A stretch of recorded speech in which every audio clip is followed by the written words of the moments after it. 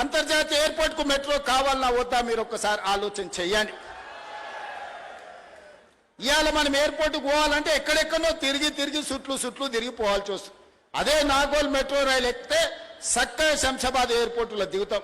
ఇవాళ గదే అడిగిన మా రంగన్న చెప్తాడు, అన్న ఎల్బీ నగర్ కాదు హయత్ నగర్ అవతలికి మెట్రో కావాలి, ఇప్పుడు పట్నం అంతా హయత్ నగర్ దాటిపోయింది, వనస్థలపురం అవతలికి ఇయ్యండి అని రంగన్న కలిసినప్పుడల్లా అడుగుతాడు.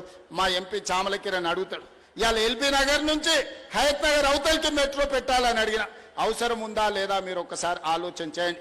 ఇట్లా చెప్పుకుంటూ పోతే 122 కిలోమీటర్లు మెట్రోను పొడిగించాలి, అంతర్జాతీయ నగరం చేయాలని నేను ప్రయత్నం చేస్తుంటే అన్ని అనుమతులు వచ్చినాక ఇక్కడ నుంచి కేంద్ర మంత్రిగా పనిచేస్తున్నాయని పోయి కాళ్ళ కట్టెపెట్టి పుల్లలు పెట్టి ఇవాళ దాన్ని అర్ధాంతరంగా ఆపే పరిస్థితి వచ్చింది.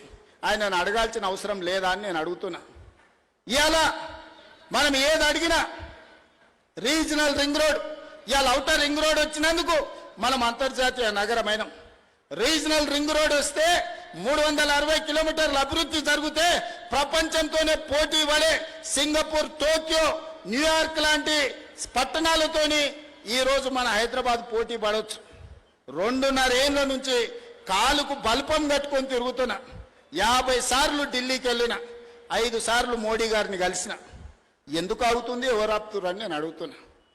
ఎందుకు ఆగుతుంది, ఎవరు ఆపుతుండ్రు? సమాధానం చెప్పాల్సిన బాధ్యత కిషన్ రెడ్డి గారికి లేదా? తప్పించుకొని ఎన్ని రోజులు తిరుగుతావని నేను అడుగుతున్న కిషన్ రెడ్డి గారిని.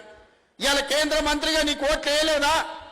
ఇవాళ నువ్వు ఈ ప్రాంతం నుంచి ఎమ్మెల్యేగా కేంద్ర మంత్రిగా ఎన్నికైనవంటే ఈ ప్రజలు, ఈ నగర ప్రజలు నీకు ఓట్లు వేయలేదా? నిన్ను గెలిపించలేదా? తెచ్చే బాధ్యత నీ మీద లేదా?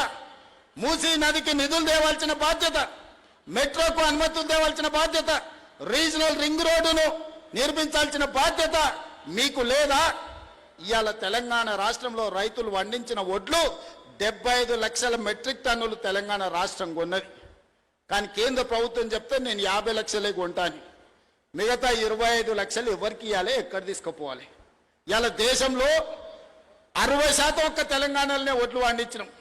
పంజాబ్లో 86% కొంటావు, నీ ప్రభుత్వాలు ఉన్న రాష్ట్రాలలో 70-80% కొంటావు. తెలంగాణలో వండించినేమో సగానికి సగం తక్కువ కొంటున్నావు. ఈ బాధ్యత కిషన్ రెడ్డి గారికి లేదా? ఇవాళ ఆయన అంటుండు నన్ను ఎవ్వరు ఏం చేయలేరని.